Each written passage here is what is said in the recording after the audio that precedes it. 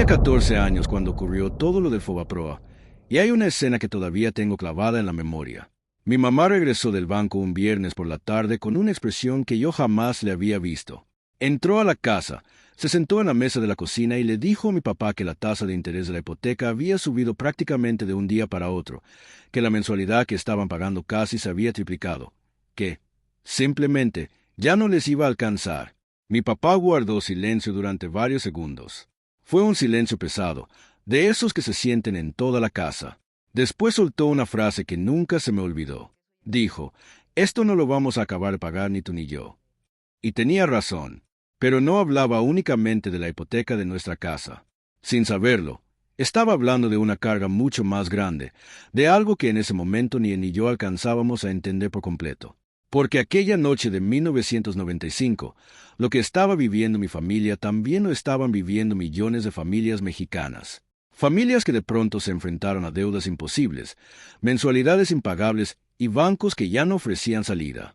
Lo que muchas de esas familias no sabían era que, semanas antes, en los pasillos de Los Pinos, un grupo de personas había tomado una decisión que iba a marcar para siempre la economía de México.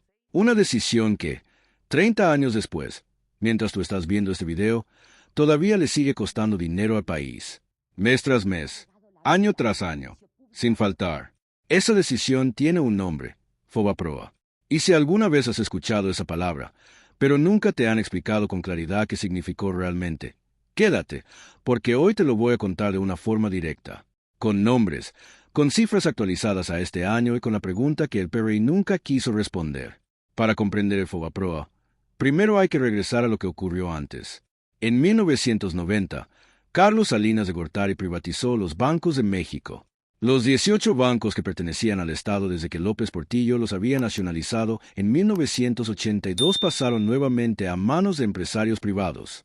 Salinas los vendió por aproximadamente 12,000 millones de pesos de dólares. Guarda muy bien esa cifra, porque más adelante va a ser clave, 12,000 millones de pesos.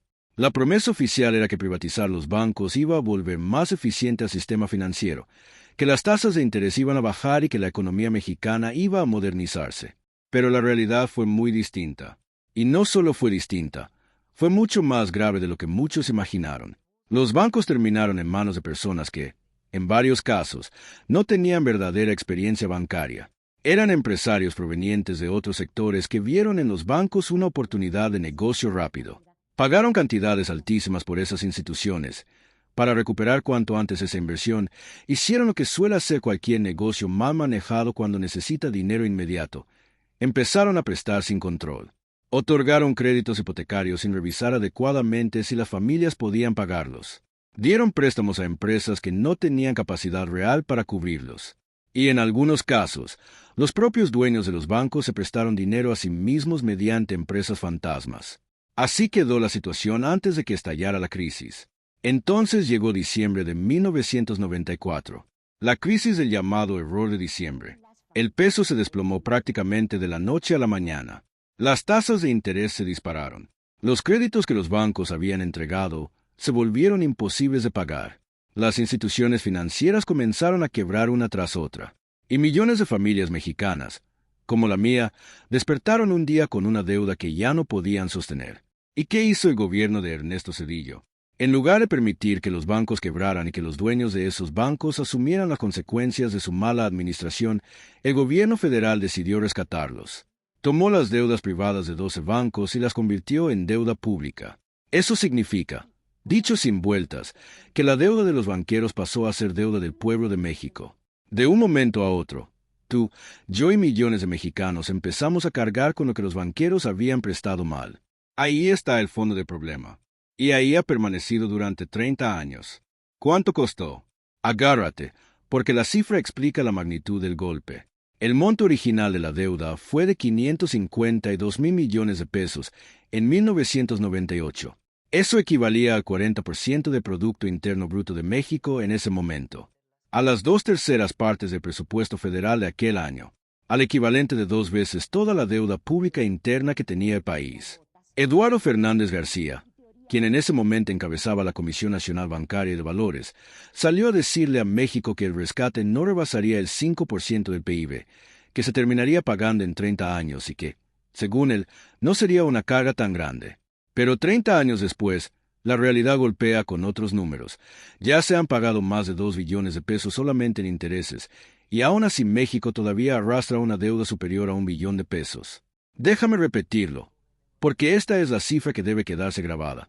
Más de 2 billones de pesos pagados únicamente en intereses, calculados a precios actuales.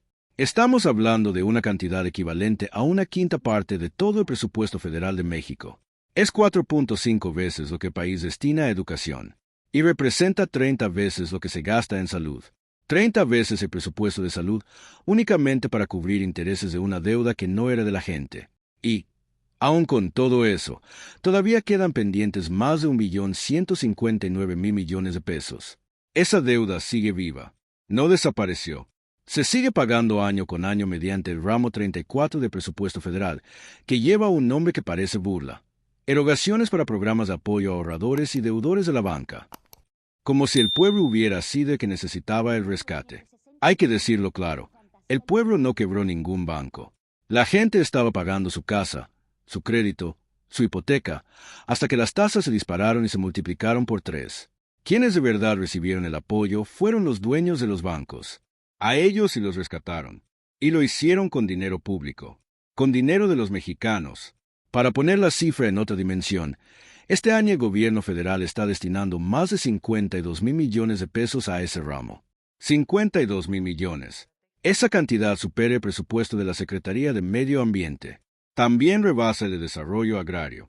Son 52.000 millones de pesos de tus impuestos que este año no irán a un hospital, no irán a una escuela, no irán a una pensión, no irán a construir un camino. Irán a pagar los intereses de una deuda que un presidente del PRI le cargó a los mexicanos hace 30 años para rescatar a un grupo reducido de banqueros. Y sí, está durísimo. Porque aquí viene una parte todavía más indignante. ¿Sabes quién también paga una parte de la deuda del Fobiste-Fobaproa? Los bancos. Los mismos bancos. Ellos realizan aportaciones obligatorias al Instituto de Protección al Ahorro Bancario, el IPAB, que desde 1999 administra esa deuda. Pero el monto que ponen los bancos es mucho menor que el dinero que termina saliendo de los contribuyentes. Y hasta el año pasado, además, los bancos podían deducir de impuestos esas aportaciones. Es decir, lo poco que pagaban, después lo descontaban de sus obligaciones fiscales. Los bancos que estuvieron detrás de la crisis, los bancos que recibieron el rescate, los bancos que fueron salvados con recursos públicos, pagaban una parte de esa deuda y luego la restaban de los impuestos que debían entregarle al país. Es como si alguien te rompiera una ventana, aceptara pagar la reparación y después te pasara la cuenta por haberte hecho el favor de pagarla. Pero en este punto hubo un cambio. En septiembre de 2025, Claudia Sheinbaum anunció que los bancos ya no podrán deducir impuestos del monto que pagan por la deuda del Fobiste-Proa. La medida fue incluida en el paquete económico 2026. Con eso, se recuperan 10.000 millones de pesos. 10.000 millones que antes se iban por el boquete fiscal de esa deducción bancaria. Eso no ocupó los espacios principales de los noticieros. No fue la gran portada de los periódicos. Pero eso también es gobernar. Cerrar privilegios que durante años se normalizaron como si fueran intocables. Suscríbanse y activen la campana, porque lo que viene ahora es la parte del video que los grandes medios no van a presentar. Conectar el Fobaproa con lo que está pasando hoy exige honestidad. Y la honestidad no siempre genera clics en los medios que dependen de la publicidad bancaria. Y aquí es donde ambas historias se cruzan.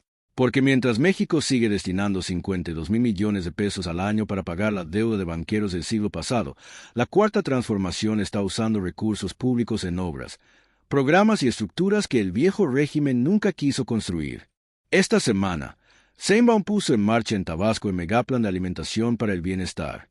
Apenas la semana pasada, el foco estuvo en el hospital más grande del sureste de México, 5.000 millones de pesos de inversión, 650 camas, 16 quirófanos y capacidad para realizar hasta 1.400 cirugías al mes. Una obra construida por ingenieros del ejército, sin entregar contratos millonarios a grandes empresas privadas. También está la cancelación de deudas de Infonavit, una medida que alcanzó a más de 1 millón de familias que durante décadas estuvieron atrapadas en créditos prácticamente imposibles de terminar de pagar. Casi como lo ocurrido con el Fobiste-Proa, pero llevado al terreno de las familias, a la escala de la vida diaria. Ahora ponlo en perspectiva. Los 52 mil millones de pesos que México pagará este año por el FOAPROA alcanzarían para levantar 10 hospitales como el de Mérida. También podrían financiar durante un año las pensiones de 2 millones de adultos mayores. O servirían para pavimentar la mitad de las carreteras rurales que hoy están destruidas en muchas zonas del país. Ese dinero sí existe. No aparece de la nada. Sale de los impuestos de todos los mexicanos. Lo produce el trabajador que se levanta a las 6 de la mañana para irse a la fábrica. Lo aporta el maestro que da clases en un salón que se está cayendo. Lo genera la enfermera del IMSS que sigue atendiendo pacientes con lo poco que tiene a la mano. Todos esos impuestos se juntan y una parte termina en el ramo 34. Pero ese recurso no puede destinarse a hospitales, ni a pensiones, ni a escuelas, porque primero tiene que cubrir los intereses de una decisión tomada por Ernesto Zedillo en 1995 para rescatar a 12 banqueros que administraron mal los bancos que Salinas les había vendido mal. Así quedó la cadena completa.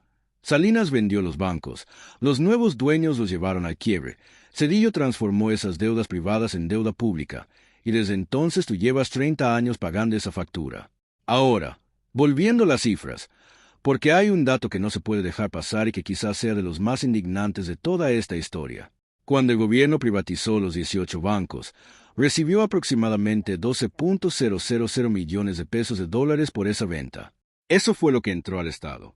Pero cuando los bancos quebraron y Zedillo activó el FOBAPROA, el rescate terminó costando 552 mil millones de pesos, equivalentes a casi 100 mil millones de dólares al tipo de cambio de aquel momento. Es decir, se vendió por 12 mil millones y se rescató por 100 mil millones. Se vendió barato y después se rescató carísimo. Y la diferencia, una vez más, la terminó pagando el pueblo de México. Siempre el pueblo de México. Hay que decirlo claro. También existe un matiz que no debe ocultarse. Si el gobierno no hubiera intervenido para rescatar a los bancos, el sistema financiero mexicano pudo haberse venido abajo por completo. Los ahorradores habrían perdido su dinero. Las empresas habrían quedado sin acceso al crédito. La economía se habría detenido todavía más. Eso es cierto. Y rescatar sistemas bancarios en crisis no fue una idea exclusiva de México. Pero la manera en que se hizo en México, con opacidad, con corrupción documentada durante el proceso, con el traslado completo de la deuda al contribuyente y sin que los dueños de los bancos asumieran las consecuencias de su mala administración y de sus prácticas fraudulentas, eso sí fue una decisión política. Y esa decisión la tomó el PR. Después, el PAN la respaldó cuando votó a favor de convertir los pagarés del FOAPROA en deuda pública en 1998. El PRI lo planteó y el PAN lo aprobó. Los mismos dos partidos que hoy intentan presentarse como la oposición responsable fueron los que avalaron juntos la deuda más grande en la historia de México. Por eso, cuando el PAN diga que la Cuarta Transformación gasta demasiado, cuando el PR asegure que antes la economía estaba mejor, cuando la oposición unida acusa a Morena de endeudar al país, la respuesta debería comenzar siempre con una pregunta muy simple. ¿Y el FOAPROA? ¿Ya terminamos de pagarlo? ¿Cuánto falta todavía? ¿Por qué casi nadie quiere hablar de esa deuda? Comparte este video, porque FOAPROA es la historia que el viejo régimen quiere borrar de la memoria pública.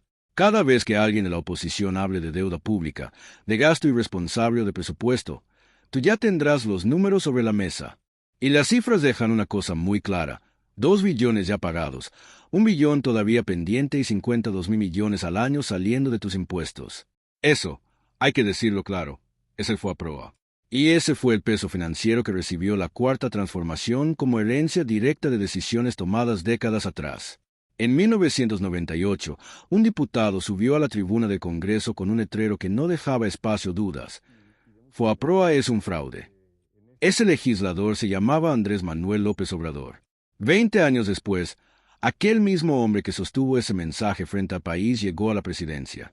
Y ahora, la mujer que tomó la estafeta después de él acaba de quitarle a los bancos un beneficio clave, el privilegio de descontar impuestos por una deuda que, según este señalamiento, ellos mismos provocaron. La historia puede tardar años en cerrar sus cuentas, pero tarde o temprano alcanza a sus responsables.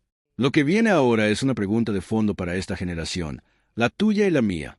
¿Vamos a ser nosotros quienes finalmente terminemos de pagar esa deuda, o vamos a repetir el mismo ciclo y dejarles esa carga a nuestros hijos, como antes nos la dejaron a nosotros?